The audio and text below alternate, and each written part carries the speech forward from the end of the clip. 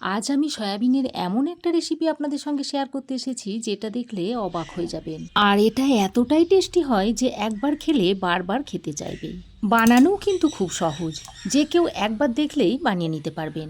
নমস্কার বন্ধুরা, তিয়াসার রেসিপিতে সকলকে স্বাগত জানাই।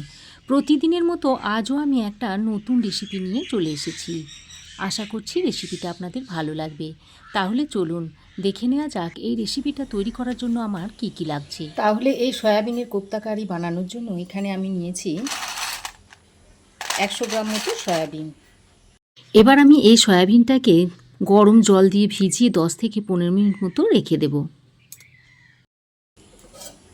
ভালো করে নেড়েচেড়ে মিশিয়ে এবার আমি ঢাকা দিয়ে এটাকে 10 মিনিট রেস্টে রেখে দিচ্ছি। এবার আমি বেরেস্তা তৈরি করে নেব। তার জন্য কড়াইয়ের মধ্যে দিয়ে দিচ্ছি পরিমাণ মতো তেল। এবার আমি এখানে দুটো মিডিয়াম সাইজের পেঁয়াজ এরকম সরু সরু করে কুচিয়ে নিয়েছি, সেই পেঁয়াজটা এখন এর মধ্যে দিয়ে দিচ্ছি। তারপর অনবরত নেড়ে চেড়ে হাই হিটে পেঁয়াজটাকে একটু বেরেস্তা বানিয়ে নিতে হবে। বন্ধুরা, সয়াবিনের অনেক রেসিপি তো আপনারা খেয়েছেন, এইভাবে যদি তৈরি করে না খেয়ে থাকেন একবার ট্রাই করে দেখতে পারেন। বড় থেকে ছোট সকলেই একবার খেলে বারবার খেতে চাইবে, এতটাই টেস্টি হয় এই রেসিপিটা। অনবরত নেড়ে চেড়ে পেঁয়াজটাকে আমি বেরেস্তা করে নিয়েছি। এবার এই বেরেস্তাটাকে তেল থেকে ছেঁকে তুলে নেব। এর থেকে বেশি আর ভাজবো না, এর থেকে বেশি ভাজলে আবার পেঁয়াজটা পুড়ে যাবে। দেখুন, পেঁয়াজের বেরেস্তাটা আমি তুলে নিয়েছি। এদিকে আমি যে সয়াবিনটাকে 10 মিনিট গরম জলে ভিজিয়ে রেখে দিয়েছিলাম, সেই সয়াবিনটা দেখুন গরম জলে ভিজে অনেকটাই ফুলে গেছে, আর জলটা দেখুন সমস্তটাই টেনে নিয়েছি। এবার আমি এর থেকে এইভাবে জলটাকে চিপে ফেলে দেব। এরকম করে জলটা যত দূর সম্ভব চিপে ফেলে দেব। তারপর আমি এই সয়াবিনটাকে একটা মিক্সিং জারের মধ্যে ভরে নেব। আমি যেহেতু ছোট মিক্সিং জার নিয়েছি, তাই আমি দুইবারে সয়াবিনটাকে বেটে নেব। তো দেখুন, প্রথমবারে আমি অর্ধেক সয়াবিন এর মধ্যে দিয়ে দিয়েছি। এবার আমি এর মধ্যে দিয়ে দিচ্ছি দুটো কাঁচা লঙ্কা, কয়েক টুকরো আদা দিয়ে দিচ্ছি, আর কয়েক টুকরো রসুন দিয়ে দিচ্ছি। আর ওই যে পেঁয়াজ বেরেস্তাটা তৈরি করে রেখেছিলাম তার মধ্যে থেকে অর্ধেকটা এখানে দিয়ে দিচ্ছি। আমি এতে কাঁচা পেঁয়াজ ব্যবহার করব না, তাই আমি বেরেস্তাটা এর মধ্যে দিয়ে দিলাম। তারপর এটাকে একটু দানা দানা রেখে বেটে নিতে হবে। তো দেখুন, সয়াবিনটাকে আমি দুবারে বেটে নিয়েছি, আর এইরকম একটু দানা দানা আর শুকনো শুকনো করে বেটে নিয়েছি। তো সয়াবিনটা বেটে নেওয়ার পর এটাকে আমি এখন এক সাইডে রেখে দিচ্ছি। তারপর ওই মিক্সিং জারেতেই আরও একটা মশলা তৈরি করে নিচ্ছি। তার জন্য মিক্সিং জারের মধ্যে দিয়ে দিচ্ছি 1/2 ইঞ্চ মতো আদার টুকরো, দিয়ে দিচ্ছি কয়েক কোয়া রসুন, ওরই সঙ্গে দিয়ে দিচ্ছি দুটো কাঁচা লঙ্কা, এক মুঠো মতো চীনা বাদাম নিয়েছি, সেটা এর মধ্যে দিয়ে দিচ্ছি। আর যে বাকি পেঁয়াজ বেরেস্তাটা ছিল সেটা আমি এর মধ্যে দিয়ে দিচ্ছি। তারপর সামান্য পরিমাণ জল দিয়ে এর একটা মিহি পেস্ট তৈরি করে নেব। তো দেখুন, মশলাটাকে আমি এইরকম মিহি করে বেটে নিয়েছি। এবার এই মশলাটাকে একটা বাটির মধ্যে ঢেলে নিচ্ছি। আমি এই মশলাতে চীনাবাদাম ব্যবহার করেছি, আপনারা চাইলে এখানে কাজু বাদাম কিংবা পোস্তও দিতে পারেন, সেটাও কিন্তু খেতে খুবই ভালো হয়। তো দেখুন, বেটে নেওয়া মশলাটাকে আমি একটা বাটির মধ্যে ঢেলে নিয়েছি। তারপর এই মিক্সিং জারের মধ্যে একটা টমেটো আমি বেটে নেব। তো দেখুন, টমেটোটাকেও বেটে নিয়েছি। এবার আমি যে সয়াবিনটাকে বেটে নিয়েছিলাম সেই সয়াবিনটা নিয়ে নিয়েছি। তারপর এর মধ্যে প্রথমেই দিয়ে দিচ্ছি স্বাদ মতো নুন, দিয়ে দিচ্ছি অল্প একটু হলুদের গুঁড়ো, দিচ্ছি একটু ঝাল লঙ্কার গুঁড়ো, অল্প পরিমাণে একটু ভাজা জিরের গুঁড়ো দিয়ে দিচ্ছি, অল্প একটু গরম মশলার গুঁড়ো দিয়ে দিচ্ছি। তারপর এখানে বেসন নিয়েছি, সেই বেসনটা এর মধ্যে দিয়ে দিচ্ছি। প্রথমে অল্প একটু বেসন দিয়ে দিলাম, তারপর যদি লাগে তো আবারও দিয়ে দেব। বেসনটা দিয়ে সব কিছুকে একসঙ্গে খুব ভালো করে মাখিয়ে নিতে হবে। এই মাখার সময় কিন্তু একটু জল ব্যবহার করলে হবে না, জল ছাড়াই এটাকে সুন্দর করে মেখে নিতে হবে। যা বেসন দিয়েছি তাতে আমার বাইন্ডিংটা খুব সুন্দর হয়েছে, আর বেসন দেওয়ার দরকার নেই। দেখুন সব কিছুকে একসঙ্গে করে ভালো করে মাখিয়ে নিয়েছি। এবার আমি এর মধ্যে থেকে অল্প অল্প নিয়ে এইরকম একটু মাঝারি সাইজ করে কোপ্তাগুলোকে তৈরি করে নিচ্ছি। দেখুন ঠিক এইরকম করে তৈরি করে নিতে হবে। তারপর এই প্লেটের মধ্যে রেখে দিচ্ছি। এটা বানানো খুবই সহজ, যে কেউ খুব সহজেই বানিয়ে নিতে পারবে। সয়াবিনের অনেক রেসিপিই তো খেয়েছেন, এইভাবে কখনো খেয়েছেন কি? যদি না খেয়ে থাকেন তো এইভাবে একবার তৈরি করার অনুরোধ রইল। এক হাতে লাড্ডুগুলো দেখুন খুব সুন্দরভাবে পাকানো হয়ে যাচ্ছে। এই একইভাবে সবগুলোকে তৈরি করে নিতে হবে। দেখুন সব সয়াবিনের কোপ্তাগুলো আমি তৈরি করে নিয়েছি। এবার আমি কোপ্তাগুলো ভেজে নেব। তার জন্য যে তেলটায় বেরেস্তা ভেজে নিয়েছিলাম সেই তেলের মধ্যে আরও একটু সাদা তেল দিয়ে দিলাম, আর কাবাবগুলো অল্প তেলেই ভাজা হয়ে যাবে। তো তেল ভালো করে গরম করে নিয়ে এবার আমি এই একে একে কাবাবগুলো দিয়ে দিচ্ছি বা কোপ্তাগুলোকে দিয়ে দিচ্ছি। আমি দু ব্যাচে কোপ্তাগুলোকে ভেজে নেব।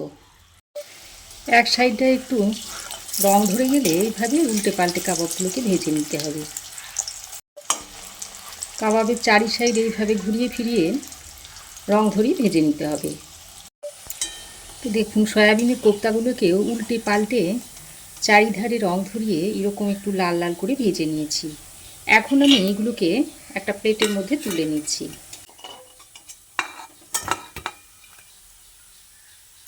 একইভাবে বাকি কোপ্তাগুলোকেও ভেজে নিচ্ছি। তো এই কোপ্তাগুলোকেও আমি ভেজে নিয়েছি, এগুলোকেও আমি তুলে নিচ্ছি।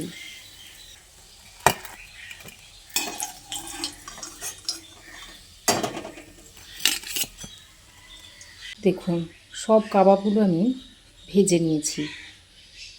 কোপ্তাগুলো ভেজে তুলে নেওয়ার পর ওই কড়াইয়ের মধ্যে যে বাকি তেলটা রয়েছে ওই তেলেতে আমি দিয়ে দিচ্ছি এলাচ, লবঙ্গ, দারচিনি আর কয়েকটা গোলমরিচ, আর ওরই সঙ্গে দিয়ে দিচ্ছি হাফ চামচ পরিমাণ গোটা জিরে।